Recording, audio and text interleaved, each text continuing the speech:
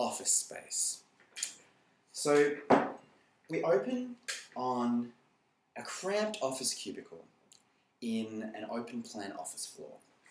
Above we have fluorescent lights, and in the cubicle we have a computer, in-out tray, grey partition walls, and Jim sitting on his office swivel chair, settling in to do a day of work. So Jim takes a sip of his tea and reaches down to grab the file that he's working on.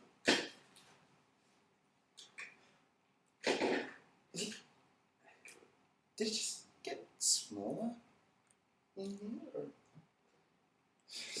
That's ridiculous. So he settles into some work. And the partition wall just slid forward. So Jim pushes back. And just work, and then it slid forward again. So Jim pushes back again. Slid forward again. Jim pushes back and stands up. And he peers over that partition wall and he sees Terry in the next cubicle. Her office cubicle is even smaller than Jim's, and Jim's is tiny. So she's pushing on the partition wall so she can get more space. But Jim can't afford to give up any space either, so he pushes back. Terry, she pushes back. Jim pushes back again. Terry pushes, Jim pushes, Terry pushes, Jim pushes. And then all of a sudden, bang! The wall on both sides of their office cubicle lurches forward. They're thrown out of their now tiny office cubicles into the corridor, land on the ground with a thud. Well, they pick themselves up and dust themselves off and look at each other. What was that? And so they get up and they go round to see what's on the other side of the wall and investigate. They peer around the wall to their boss's office, and they see their boss standing triumphantly in front of the wall, having just shifted the wall forward so that he can better admire a giant framed print of an eagle attacking a mouse that says "success" underneath it. Well, Jim and Terry are fuming at this. Fuming. The boss can't see them, but they're fuming. So they look at each other and they give each other a little nod. They disappear behind the wall. And meanwhile, the boss sits and relaxes in his executive leather office chair and admires the majesty of nature's terror, of the eagle attacking the mouse. And just as he reclines, all of a sudden, the whole wall lurches forward and the eagle attacking the mouse is right in the boss's face. Outside, Jim and Terry relax in their now spacious office cubicles, give each other a little wave, and settle in to do some nice peaceful work.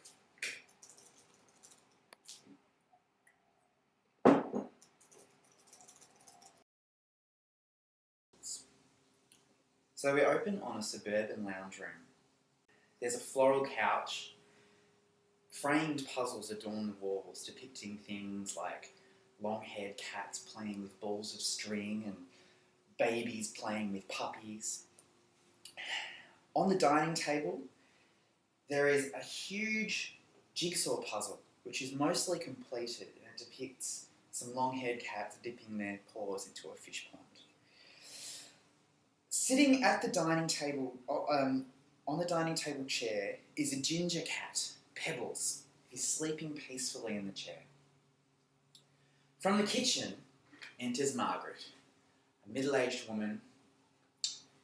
She walks over to the table. Pebbles looks up at her and purrs and stretches and tries to get her attention. She shoos Pebbles out of the seat, sits down to complete her puzzle. So, she's very excited. She's almost finished. So she's got a couple of pieces to go, so she puts one there, another one there, and then there's only one piece left to go. So she's looking around. She can't find it anywhere. So she looks up, and Pebbles is perched on the top of the couch, cleaning himself, and the last piece of the puzzle is stuck to his fur, just in the place where he's about to clean. And so Margaret gets up very carefully. She doesn't want to startle him. She just wants to get the piece off his fur. So she walks over carefully, but he's just about to suck it up, so she leaps forward to grab the piece off his fur, but terrifies Pebbles. And Pebbles sucks in the piece of the puzzle and it gets caught in his throat.